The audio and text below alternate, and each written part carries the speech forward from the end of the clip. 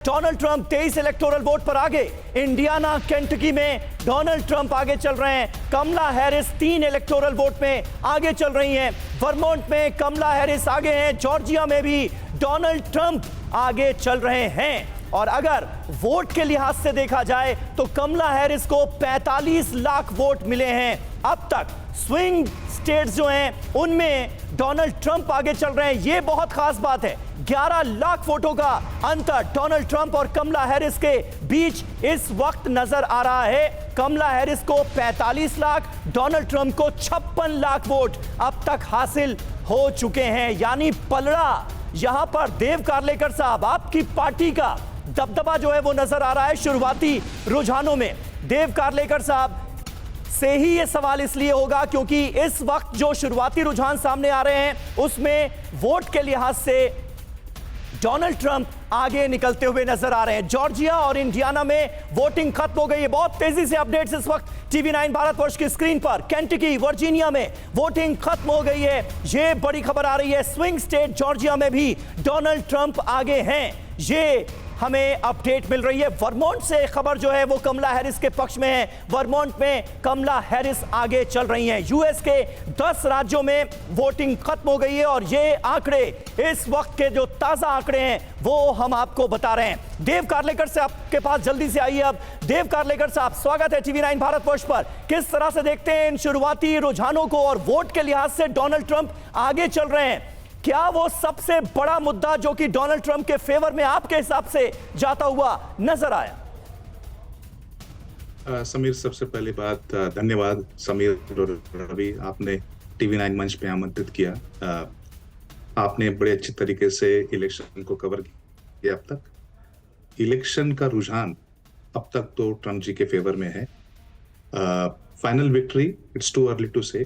7 जो battle ground state है जिसको पर्पल स्टेट भी कहते हैं, इनका जो इलेक्टोरल वोट्स है 93 वोट्स होते हैं उसमें से, जैसे एरिजोना है, जॉर्जिया है, मिशिगन है, नॉर्थ कैरोलिना, नेवाडा, पेंसिल्वेनिया और विस्कॉन्सिन।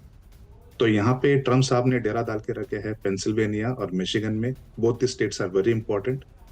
क्यों? क्योंकि पेंसिल्वेनिया के 19 इलेक्टोरल वोट्स है।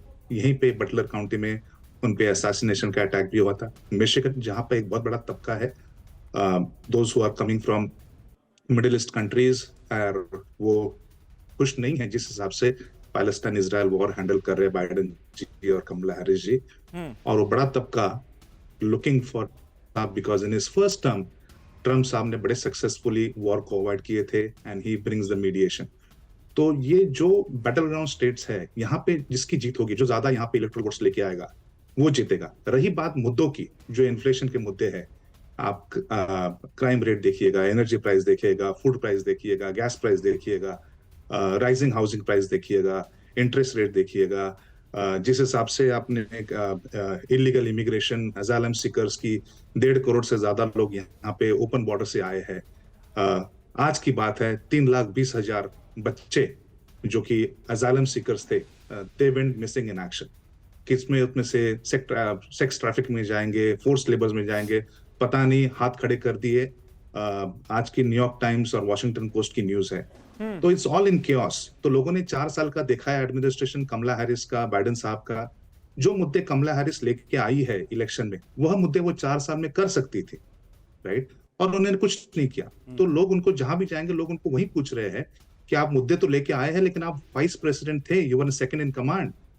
बाइडेन और आपने क्या किया? लेकिन देव कार्लेकर साहब, एक चीज होती है कि मतदान के कुछ समय पहले, मतलब हम भारत में भी जब देखते हैं तो मतदान के कुछ समय पहले ऐसा लगता है कुछ इश्यूज आके लॉक हो जाते हैं और आखिरी वक्त में जो साइकी है वोटर की वो उसी से प्रभावित भी होती है, उसी से वो वोट भी करता है। अमेरिका में कुछ ऐसा दिखा क्या? देखिए, मुद्दे तो बहुत सारे होते हैं जो साल भर से चलते रहते हैं, लेकिन आखिरी क्षण में जो मतदाता के दिमाग में सेट हो जाता है कि ये है और ये है और इसी में हमें चुनना है, वो कोई ऐसी चीज नजर आई है क्या इस चुनाव में? मैं रिपब्लिकन पार्टी का जो एशियन कॉकस है, I am part of that member. तो मैं अगर जो एशियन जो तबका है उनकी अगर बात करूं, nationwide as well as in the state of New Jersey, सबसे ज्यादा एनरोलमेंट यहाँ पे दो पार्टियां होती है, रिपब्लिकन और डेमोक्रेट। भारत की ऐसा ही नहीं, 2,500 अपनी पॉलिटिकल पार्टी है, जिसने चाह अपनी पॉलिटिकल पार्टी खोल दी। तो बड़े बड़े तबके जो है दो है, आप इधर डेमोक्रेट पार्टी के हो या रिपब्लिकन पार्टी हो।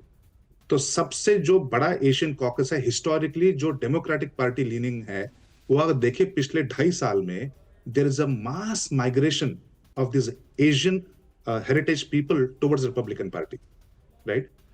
बिकॉज अगेन अगर आप रिपब्लिकन पार्टी देखें, उनके अगर मुद्दे देखें, this are staunch patriotic as a party, right? They take pride in nationalism. They take pride in make America great again. उनका जो मगा जो कंसेप्ट है, right? वो इनकरेज नहीं करते कि भाई इलीगल इमिग्रेशन को बढ़ावा दे। आप लाइन पे आए, legal immigration, that's the ethos of Republican party. Republican जो प्रेसिडेंट थे ट्रम्प साहब, बाइडेन साहब के पहले, he did not take the country for any war, right? वो कहते कि भाई दिस इज नॉट, हमें दूसरों के इसमें टांग नहीं डालनी है, हम हमारे देश के प्रति हम समर्पित है और देश को हम ग्रेट बनाना चाहते हैं। तो ये बहुत बड़े अच्छे अच्छे मुद्दे उन्होंने कि फोकस देश पे दिया, इसके लिए देश की तरक्की। नहीं तो आप कह रहे हैं कि नेशनलिज्म, राष्ट्रवाद, अगर मैं उसको हिंदी में कहने की कोशिश करूं, दे आर बिजनेस फ्रेंडली। राष्ट्रवाद या नेशनलिज्म क्या वाकई में एक डिसाइडिंग फैक्टर बन गया आखिर में आते आते? Nationalism is heartline. आप भारत में भी देखिएगा, अमेरिका में भी देखिएगा, nationalism, people take pride, I take pride in being a citizen of this great country.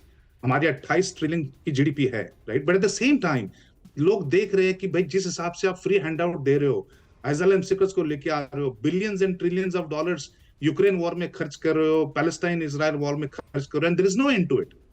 तो हमारे पास में 36 ट्रिलियन का डेट है। हर 100 दिन में हम 1 ट्रिलियन का डेट हमारे ऊपर चढ़ा रहे हैं, जी। और ये हैंडआउट जा रहा है सबको।